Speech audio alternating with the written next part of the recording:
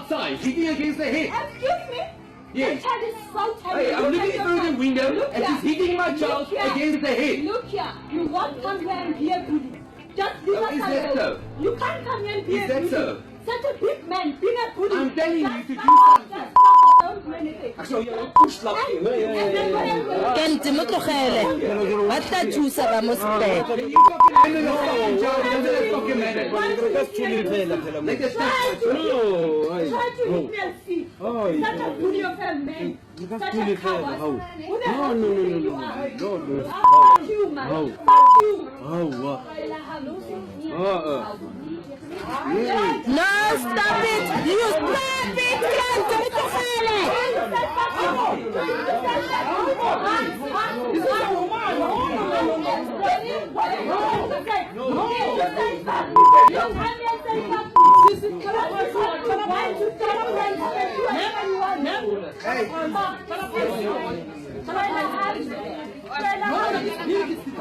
This is a woman. No. You can't just say something. The next one I say something, you have a problem. Leave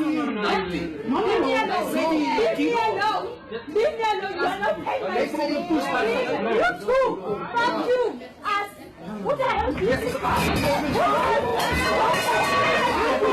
the hell did you do? You are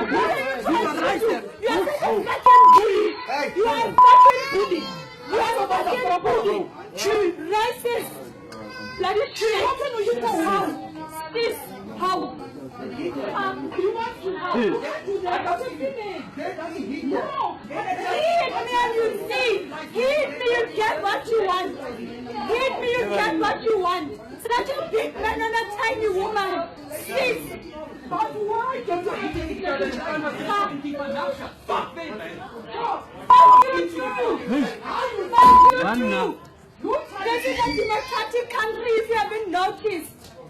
I came here to use my money. You can't come in and tell me fuck me. When I tell you fuck you, you get all hit. Well, that's the video that's got most of the country's tongues wagging. But is Spur's banning of the patron a cop-out, or could the company have done more against a repeat offender? This is the Moneymakers. I'm Bruce Whitfield. I'm joined by the Spur Chief Executive Officer, Pierre van Tonder, to discuss the event and how the company is planning to make sure that this sort of stuff doesn't happen again. Pierre van Tonder, he's on the line to us from Cape Town on the Moneymakers this evening. What do you make of that video? I know you've spoken about it a lot, Pierre, and you've been very transparent about the way in which you're approaching it. But surely, like for the rest of us, it must make you sick to your stomach. Bruce, I wasn't even in the country when this occurred.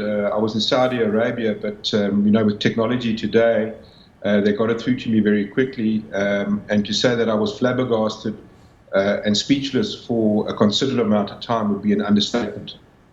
Now, what is your response of banning the patron, banning the car salesman from Rustenburg from Spur outlets in the future? Is that significant enough sanction on behalf of Spur to prevent other people from behaving the way he did in that particular altercation? Well, first of all, we had to deal with Mrs. Mabaya as well in terms of the trauma that her children went through and the trauma that all the children went through there. Asking the man not to come into our establishments in terms of his conduct and behavior was not an easy decision that we took.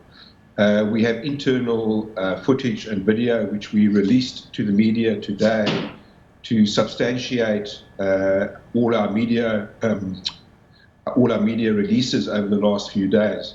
So not only do you have the situation which you've seen now, we have internal video as well, which shows the conduct of the person in question grabbing another person's child.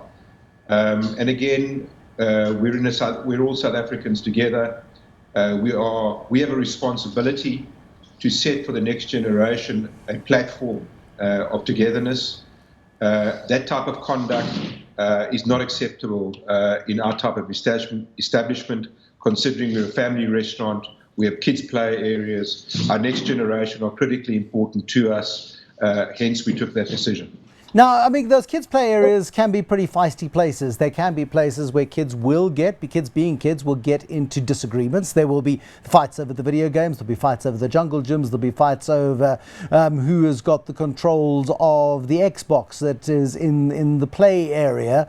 I mean, are those areas adequately supervised to ensure that kids, being kids, are on their best behavior in that sort of space? Bruce, to be quite frank, we were left with not catching the rugby ball properly, if you excuse the pun, that the childminders, we have an extensive training program for what we call our childminders, who are young adults who look after the kids in the kids areas, because we have robust kids and we have kids who are quieter and so forth. And the primary function of these childminders is to look after the kids. In this instance, the childminder was busy with what I would call peripheral duties and not paying full attention to the particular situation of all the kids playing. So instead of pointing a finger at her specifically because she was there to please all the kids, we have ensured now, again, as of yesterday, a very clear policy and a very clear understanding of what the childminder function is. We have an extensive training program. They go through first aid courses as well. And we do not want them involved in any peripheral duties within a Spur State branch. Their primary function is to look after children and make sure that's happening. And are you satisfied with the response of the management of that particular Spur, who seemed to, the customers were getting involved long before there was any evidence on that particular video of the Spur manager stepping into the breach on that? I mean, the big man who was hurling the abuse is a scary-looking individual. Nobody would want to get hit between him and his quarry, but there's got to be a better way of dealing with conflict in those scenarios. I mean, anybody who's ever worked with the great South African public knows you will have to deal at times with aggression and latent aggression and the sort of aggression that we saw there. Do you think that the response was adequate? We have again discussed it with our franchisee concerned that the management participation, if it was a lot quicker, a lot more attentive, a lot more diligent. Our guys are trained from a security aspect. We all know that restaurants are so-called soft targets in South Africa. Our guys are trained in security. Our guys are trained in terms of conflict. Where were they on the day? Why did they not deal with the situation? And we accept the responsibility that our franchisees guys did not intervene quick enough to make sure the situation could have been resolved at store level very quickly. I mean, when you look at, this is also the stuff that comes out of the blue as the chief executive of a company with 300 restaurant outlets across the various brands that you operate in South Africa and across the continent. I mean, what lessons do you learn from this in terms of helping people in an environment where, from time to time, somebody might have a glass too much of wine late in the evening, kids get caught in the middle of this, it's a family restaurant. People do tend to behave badly. What do you learn from it? You know, if as a CEO of a company, you look at this and you've got to say to yourself, guys, firstly, we didn't want it to happen. That's self-evident. But what learnings do we take out of this? Where are the weaknesses within our training systems? Where are the weaknesses within our systems that we can help our guys in store to ensure that we do not have a reoccurrence of a situation of this nature?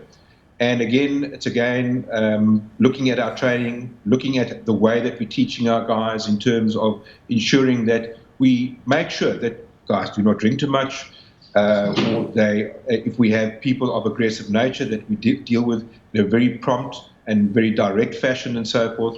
So it's not lip service. It's a case of our guys have been out there since yesterday, reminding franchisees of our responsibility to the consumer out there, that we stand for our family ethos in South Africa, that we're a family restaurant that says we're part of the South African family, and in that instance, safety, security, happiness, good service and good food is what we stand for, not that type of conduct. And it's been a wake-up call, and a very unfortunate wake-up call, but we are dealing with it with diligence and absolute commitment to make sure that we do not have a reoccurrence of that situation again. I mean, South Africa is a fractured society. South Africa is a deeply problematic society. This could have happened in a Wimpy, it could have happened at a Debonairs takeaway, it could have happened absolutely anywhere.